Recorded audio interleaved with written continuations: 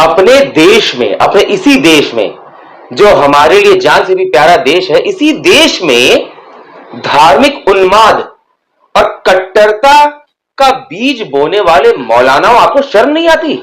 मौलवियों, आपको शर्म नहीं आती? इस्लामिक स्कॉलर, आपको शर्म नहीं आती? ऐसे कुछ हिंदुवादी नेता भी हैं जो आग में घी डालने का काम करते हैं, उन्हें शर्म नहीं आती? आखिर हो क्या गया है? आज क्यों आप लोग आपस में, समाज में ही एक दूसरे के बीच नफरत का बीज बो रहे हैं, धार्मिक उन्माद फैलाने की कोशिश कर रहे हैं?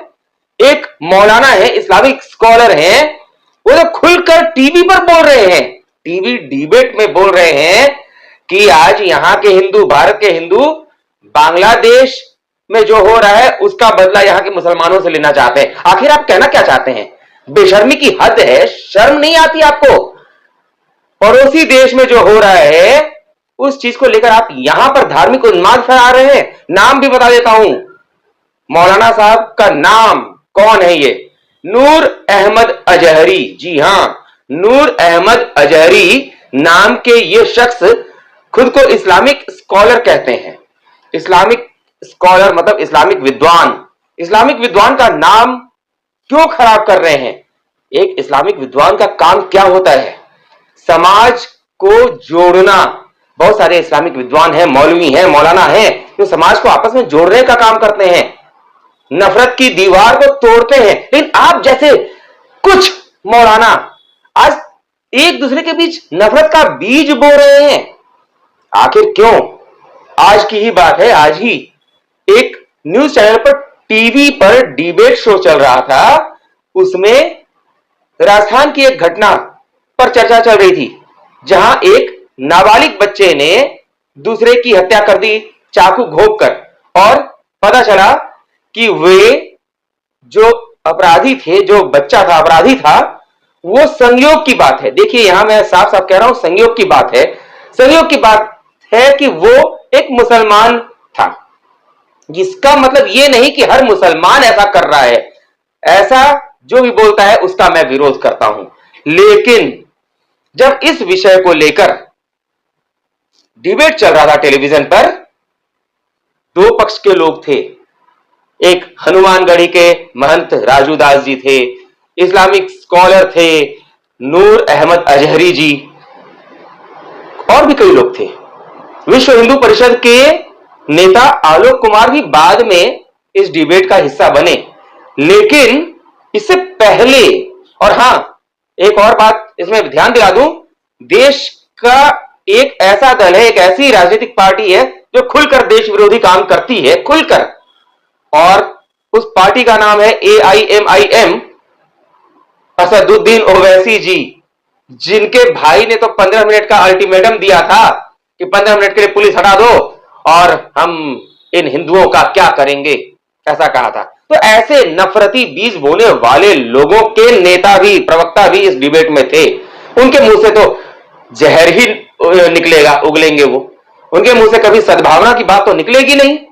आतंकवादियों के लिए, अपराधियों के लिए मरने लगते हैं, हाय तौबा मचाने लगते हैं। जिस बच्चे ने गलत काम किया उसके पक्ष में खड़े हो जाते हैं ये ऐसे घृणित नेता, AIMIM के नेता। और कुछ, सभी इस्लामिक स्कॉलर की बात नहीं कर रहा हूं, लेकिन कुछ इस्लामिक स्कॉलर इससे भी 2 कदम आगे बढ़कर बोल जाते हैं कि बांग्लादेश में जो हो रहा है ना, उसका बदला यहां के हिंदू यहां के मुसलमानों से लेना चाहते हैं। आखिर आप कहना क्या चाहते हैं? हिंदू और मुसलमान के बीच नफरत का बीज बोकर, नफरत की दीवार पैदा करके आप देश को दंगे की आग में झोंकना चाहते हैं। पुलिस प्रशासन को इस पर तुरंत संज्ञान लेना चाहिए। इस जो भी ये व्यक्ति है ना इस्लामिक स्कॉलर के नाम पर, उस व्यक्ति को तत्काल गिरफ्तार करना चाहिए। उन्मादी भाषण देने के नाम पर, मजहबी भाषण देने के नाम पर, और 2 समुदाय के बीच उन्माद फैलाने के नाम पर। ऐसे लोगों को कहीं जगह नहीं मिलनी चाहिए। ऐसे लोग ये तो अपना बोलकर निकल गए कि आज का यहां का हिंदू यहां के मुसलमानों से बदला लेना चाहता है, बांग्लादेश का बदला यहां के मुसलमानों से लेना चाहता है। लेकिन इन्होंने ये नहीं सोचा कि एक छोटी सी बात बोलकर आपने तो अपनी राजनीति चमकाने का काम कर दिया, लेकिन दोनों समुदाय में कुछ नासमझ लोग भी होंगे और ये नासमझ लोग आपस में जब लड़ कटेंगे, लड़ मरेंगे, दंगा होगा, न जाने कितनी महिलाएं विधवा होंगी, कितने बच्चे अनाथ होंगे। उस समय आप राजनीति की रोटियां सेकेंगे? नूर अहमद अजहरी जी, शर्म से डूब मरो। आप ना इस्लामिक स्कॉलर हैं और ना ही इंसान हैं। आप जैसा व्यक्ति तो आतंकवादी है, आतंकवादी। जितनी भी खुफिया एजेंसियां हैं ना, ढूंढिए इस आदमी को। और जिस चैनल पर यह डिबेट शो आ रहा था, उस डिबेट शो को चलाने वाले चैनल से पता लगाइए इस आदमी का, और इस आदमी को पकड़कर तत्काल बंद किया जाए। इसके ऊपर देश विरोधी काम में शामिल होने का आरोप लगाते हुए इसको गिरफ्तार किया जाए, सख्त से सख्त सजा दी जाए।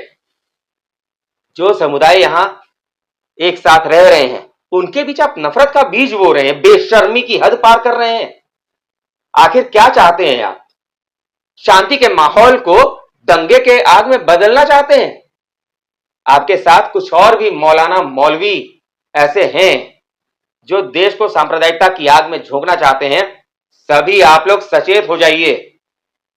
देश में ना केवल आप ही नहीं हैं, आप लोगों ने तो लोगों को उल्लू बनाकर अपने घर में बैठकर एसी की हवा खाकर राजनीति करनी है, समुदायों को लड़ाना है। सोचिए उस गरीब से जिसकी झोपड़ी में आग लगा दी जाती है, सोचिए उस बेवा से जिसके पति का कत्ल कर दिया जाता है, सोचिए उस बच्चे को क्या झेलना पड़ता होगा जिसके बाप की हत्या हो जाती है, जिसका परिवार उजड़ जाता है। आप तो टीवी पर आके अपने मुंह से, अपनी गंदी जुबान से, विषैली जुबान से, अरे आपसे तो अच्छा कम से कम नाग है, नाग सांप की पूजा होती है और वो ऐसे ही डसता नहीं है किसी को। आपके अंदर तो वो गंदी घृणित मानसिकता है, जहर भरा हुआ है कि आप जब चलते भी हैं तो जहर की पोटली गिराते हुए चलते हैं। आपका मुंह जब भी खुलता है तो जहर ही टपकता है। बेशर्मी की हद पार करते हैं आप जैसे लोग। आप और आप जैसे जितने भी मौलाना मौलवी हैं जो समुदायों के बीच आग लगा रहे हैं, यह जनता माफ नहीं करेगी। आप ही के समुदाय के लोग आपका वो हश्र करेंगे जब वो जाग जाएंगे और समझ जाएंगे। आपके समुदाय के लोग ही आपका वो हश्र करेंगे कि आपने सोचा नहीं होगा। इसलिए आज भी कहता हूं, जो भी कट्टरता और धार्मिक उन्माद का बीज बो रहा है, सचेत हो जाओ। अभी तो बहुत मजा आ रहा है, आने वाले समय में इस मजा का सजा जब मिलेगा ना, तुम्हारे ही लोग तुम्हारी वो हालत करेंगे, सर छिपाने को जगह नहीं मिलेगी। तुम्हारे ही लोग घुसकर तुम्हारे घर में मारेंगे, भाग नहीं पाओगे। तुम्हारे ही लोग तुम्हारे ही घर के लोगों को सड़कों पर घुमाएंगे कि देखो इसी के घर वालों ने, इसी आदमी ने समाज में जहर का बीज बोया है। कहीं बच नहीं पाओगे, बच नहीं पाओगे। आज हर आदमी को क्या चाहिए? सुख चैन से जीना चाहता है, शांति से जीना चाहता है। बांग्लादेश में जो हो रहा है बहुत घृणित हो रहा है और ऊपर वाला सब देखता है, उसका भी हिसाब होगा। चाहे कोई भी करे, चाहे हमारे देश का प्रधानमंत्री हो, गृह मंत्री हो, या उनके देश का प्रधानमंत्री हो, गृह मंत्री हो, हिसाब तो होगा। आज वहां का हिंदू जिस तरह से लाचार हुआ पड़ा है, जिस मंदिर ने भूखे नंगे मरते हुए लोगों को, उन बांग्लादेशियों को रहने को शरण दिया, उनको खाने को निवाला दिया, आज उस मंदिर को बर्बाद कर दिया। इसका हिसाब तो होगा। लेकिन तुम लोग, तुम जैसे मौलाना मौलवी इस्लामिक स्कॉलर जिस तरह से अपने देश में नफरत का बीज बो रहे हो ना, कहीं ऐसा ना हो कि वहां का हिसाब होने से पहले तुम्हारे ही समाज के लोग तुम्हारा हिसाब कर दें। और हिसाब चुकता होते देर नहीं लगती, हिसाब तो होगा। नफरती बीज बोना छोड़ दो, बंद कर दो, नहीं तो हिसाब होकर रहेगा, चाहे कोई भी करे। अधिक उम्मीद तो है कि तुम्हारे ही समुदाय के लोग तुम्हारा हिसाब करेंगे। संभल जाओ, नहीं तो आने वाला समय तुम्हारे लिए खतरनाक होने वाला है। इस देश में, इस समाज में, इस सभ्यता में, इस संस्कृति में, हमारे देश के अंदर नफरत बोने वालों के लिए कोई जगह नहीं है। ध्यान रखना, तुम्हारी तो आदत है चलते फिरते मुंह से जहर उगलना। बंद कर दो इस आदत को। जिस रास्ते पर चलना है सही, उस रास्ते पर चलो।